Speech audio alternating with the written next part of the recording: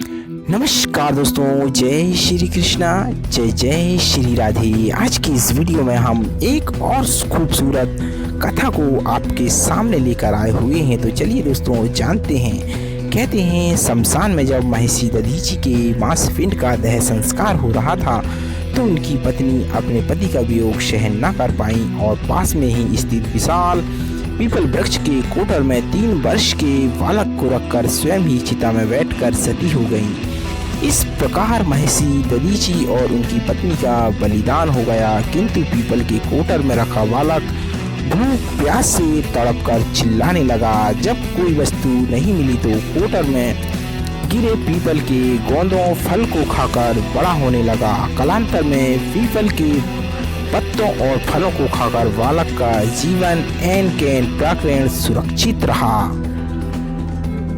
एक दिन देवऋषि नारद वहां से गुजरे। नारद ने पीपल के कोटर में बालक को देखकर उसका परिचय पूछा।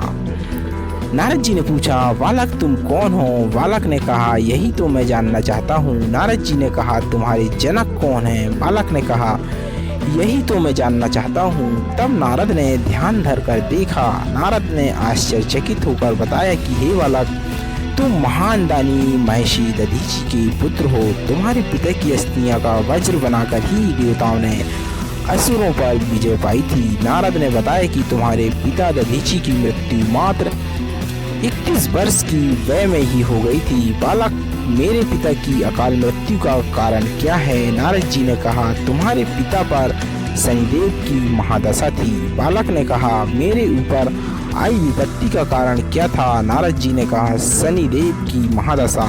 इतना बताकर महर्षि नारद ने पीपल के पत्ते और गोंदों को खाकर जीने वाले बालक का नाम पिपलाद रखा, उसे दीक्षा दी। नारद के जाने के बाद बालक पिपलाद ने नारद को बताए अनुसार ब्रह्मा जी की घोर तपस्या कर उन्हें प्रसन्न किया। ब्रह्मा जी ने जब बालक पिपलाद से वर मांगने को कहा तो पिपलाद ने अपनी दृष्टि मात्र से ही किसी भी वस्तु को जलाने की शक्ति मांगी। ब्रह्मा जी से वर मिलने पर सर्वप्रथम पिपलाद ने शनिदेव का आवाहन कर अपने सम्मुख प्रस्तुत किया और सामने पाकर आंखें खोलकर भस्म करना शुरू कर दिया। कहते हैं दोस्तों, शनिदेव सशरीर जलने लगे। ब्रह्मांड में कोलाहल मच गया।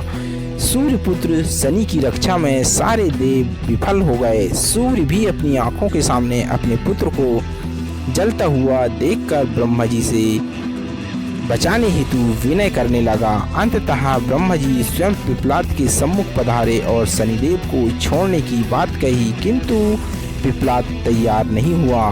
ब्रह्मा जी ने एक के बदले 2 वर मांगने को कहा।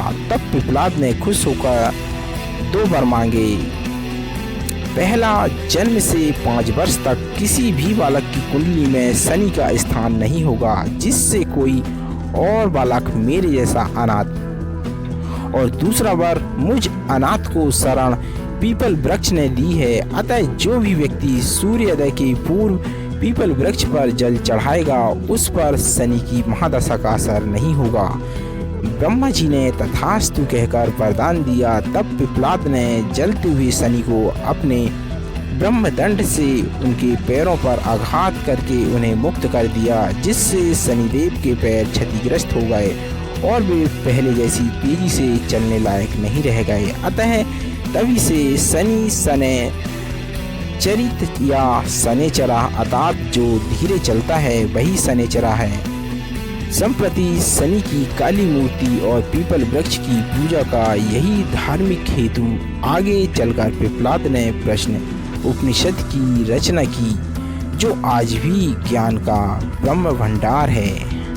अब हम इन बातों को यहीं पर सीमित करते हुए इस वीडियो से लेते हैं विदा। जय श्री कृष्णा, हर हर महादेव।